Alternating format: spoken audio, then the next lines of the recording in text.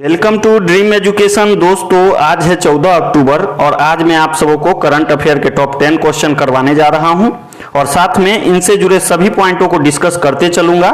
So video शुरू से अंत तक देखिएगा। और हाँ दोस्तों, वीडियो का पीडीएफ आप लोगों को नीचे डिस्क्रिप्शन बॉक्स में मिल जाएगा, आप वहां से जाके इसको डाउनलोड कर सकते हैं। यदि वीडियो पसंद आता है, वीडियो का कंटेंट अच्छा लगता है तो वीडियो को लाइक, शेयर और सब्सक्राइब करिएगा और ज्यादा से ज्यादा इसे अपने दोस्तों में शेयर करिएगा ताकि सभी लोगों तक यह वीडियो पहुंच सके।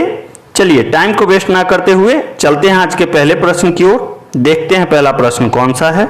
हाल में किस राज्य की सरकार ने मोबाइल वाटर टेस्टिंग लैब को लॉन्च किया है? तो इसका सही उत्तर हो जाएगा ऑप्शन सी, हरियाणा के सरकार ने अभी अभी मोबाइल वाटर टेस्टिंग लैब को लॉन्च किया है। अब बात कर लेते हैं इससे जुड़े कुछ पॉइंट की। तो पूरी तरह से मल्टी पैरामीटर प्रणाली से लैस एक mobile water testing laboratory van को हरियाणा सरकार ने अभी अभी हरी झंडी दिखाया है। बात करें अगले पॉइंट की, तो इस वैन में पानी की गुणवत्ता की जांच करने के लिए विश्लेषक, सेंसर और अन्य जांच उपकरण होंगे। दोस्तों, हरियाणा के राज्यपाल का नाम सत्यदेव नारायण आर्य है और हरियाणा के मुख्यमंत्री मनोहर लाल खट्टर हैं। हरियाणा की राजधानी चंडीगढ़ है और हरियाणा में लोकसभा सीटों की संख्या 10 है और राज्यसभा सीटों की संख्या 5 है।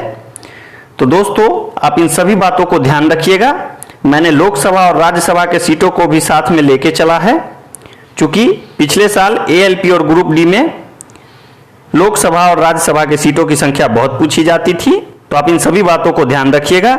चलिए चलते हैं नेक्स्ट क्वेश्चन की ओर। हाल में गोवा सरकार ने कितने किसानों को प्रधानमंत्री किसान सम्मान निधि योजना से जोड़ने के लिए भारतीय डाक के साथ साझेदारी की है?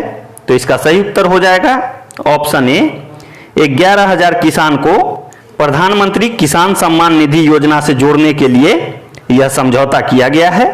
अब बात कर लेते हैं इससे जुड़े कुछ पॉइंट की। तो इसके तहत डाकिया का इस्तेमाल कर किसानों को लाभ पहुंचाया जाएगा। बात करते हैं अगले पॉइंट की। तो पीएम किसान योजना के तहत देश के एक किसान परिवार को 6,000 रुपया प्रति वर्ष प्रदान किए जाते हैं और ये 3 बार में 2-2 हजार की किस्त में दिया जाता है। दोस्तों, गोवा की राजधानी पणजी है और गोवा के राज्यपाल भगत सिंह कोश्यारी हैं। गोवा के मुख्यमंत्री का नाम प्रमोद सावंत है और गोवा में लोकसभा सीटों की संख्या 2 है और राज्यसभा सीटों की संख्या 1 है। यहाँ पे एक क्वेश्चन मैं आप लोगों से पूछूंगा कि महाराष्ट्र के राज्यपाल का नाम आप लोग कमेंट बॉक्स में हमें बता सकते हैं। और हाँ दोस्तों, यदि वीडियो पसंद आ रहा हो, वीडियो का कंटेंट अच्छा लग रहा हो तो वीडियो को लाइक, शेयर और सब्सक्राइब करिएगा। चलिए चलते हैं आज के अगले प्रश्न की ओर। देखते हैं अगला प्रश्न कौन सा है। हाल में देश का कौन सा राज्य पूरी तरह से डिजिटल हाईटेक क्लासरूम वाला पहला राज्य बन गया है? तो इसका सही उत्तर है ऑप्शन बी, केरल देश का पहला पूरी तरह से डिजिटल हाईटेक क्लासरूम वाला राज्य बन गया है। अब बात कर लेते हैं इससे जुड़े कुछ पॉइंट की। Kerala infrastructure and technology for education द्वारा Kerala infrastructure investment fund board की वित्तीय सहायता से उच्च तकनीक कक्षा परियोजना को लागू किया गया है। बात करें नेक्स्ट पॉइंट की, यह कार्यक्रम 5 जुलाई 2019 से चालू हुआ था और अब पूरी तरह डिजिटल क्लासरूम पूरे केरल में बन चुका है। बात करें अगले पॉइंट की, तो केरल के मुख्यमंत्री का नाम पिनरई विजयन है और केरल के राज्यपाल आरिफ मोहम्मद खान हैं। दोस्तों, केरल में लोकसभा सीटों की संख्या 20 है और राज्यसभा सीटों की संख्या 9 है। तो आप इन सभी बातों को ध्यान रखिएगा। आने वाले आगामी एग्जाम में ये सभी पॉइंट आपके लिए बेहद ही महत्वपूर्ण होंगे। चलिए चलते हैं अगले प्रश्न की ओर। देखते हैं अगला प्रश्न कौन सा है। हाल में ऑक्सफैम इंटरनेशनल द्वारा जारी CRI इंडेक्स में भारत को कौन सा स्थान प्राप्त हुआ है? दोस्तों, यहाँ पे CRI का मतलब असमानता घटाने की प्रतिबद्धता सूचकांक है, तो आप इसको याद रखिएगा। तो इसका सही उत्तर है ऑप्शन बी, 129वां स्थान भारत को असमानता घटाने की प्रतिबद्धता सूचकांक में प्राप्त हुआ है। बात कर लेते हैं इससे जुड़े कुछ पॉइंट की। तो दोस्तों, असमानता घटाने की प्रतिबद्धता सूचकांक यानी CRI सूचकांक में कुल 158 देश ने भाग लिया था, जिसमें भारत 129वें नंबर पे था।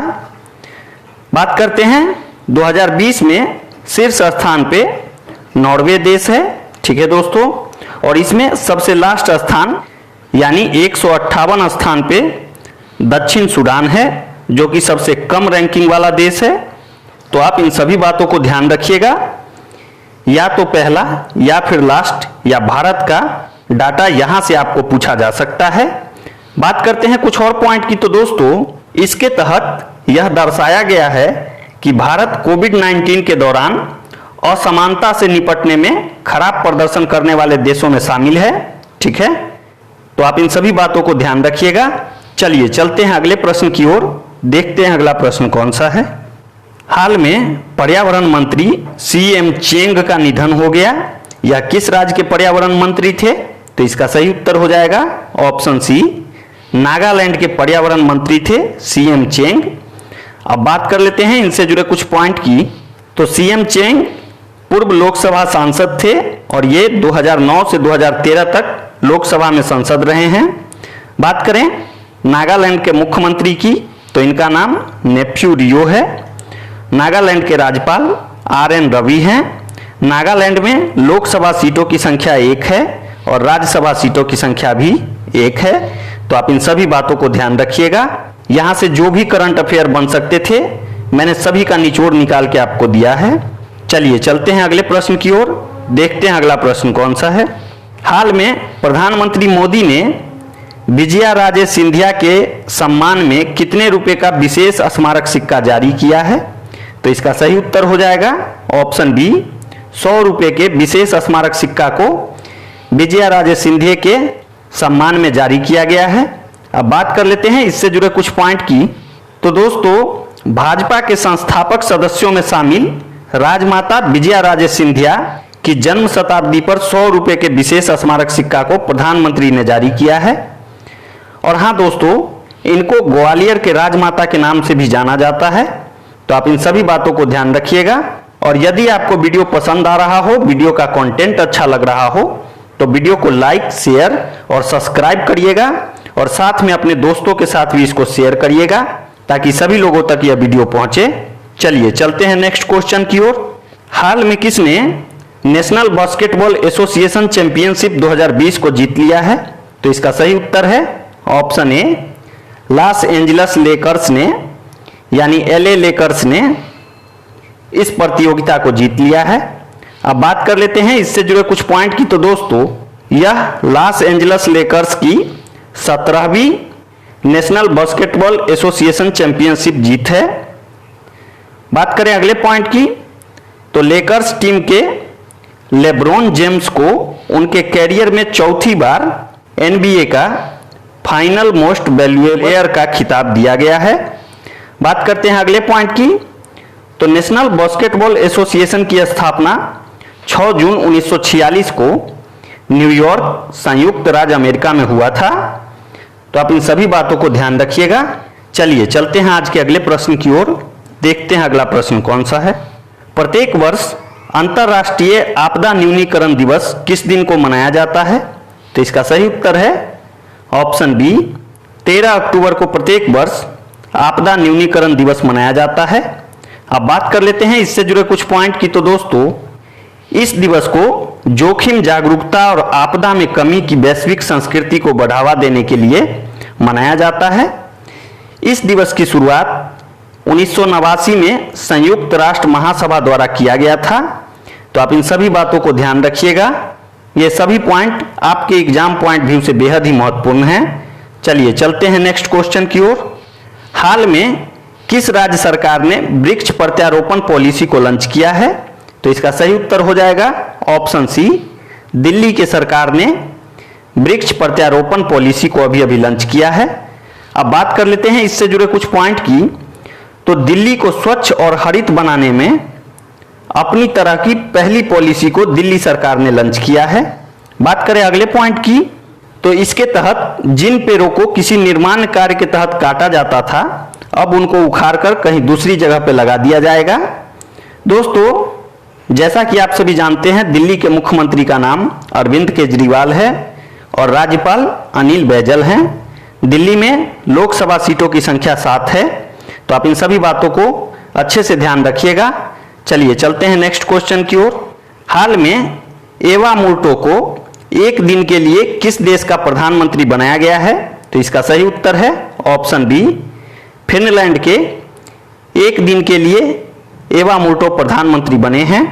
अब बात कर लेते हैं इससे जुड़े कुछ पॉइंट की। तो संयुक्त राष्ट्र अंतर्राष्ट्रीय बालिका दिवस पर 16 वर्ष की एवा मोर्टो को 7 अक्टूबर 2020 को एक दिन के लिए फिनलैंड का प्रधानमंत्री बनाया गया था। बात करें अगले पॉइंट की, तो इसको गर्ल्स टेक ओवर कार्यक्रम के तहत प्रधानमंत्री बनाया गया है। दोस्तों, फिनलैंड के प्रधानमंत्री सना मारिन हैं और फिनलैंड की राजधानी हेलसिंकी है और फिनलैंड की मुद्रा यूरो है। तो आप इन सभी बातों को ध्यान रखिएगा। और हाँ दोस्तों, आज का यह वीडियो आप लोगों को कैसा लगा कमेंट कर जरूर बताइएगा। आज के लिए इतना ही। Thanks for watching.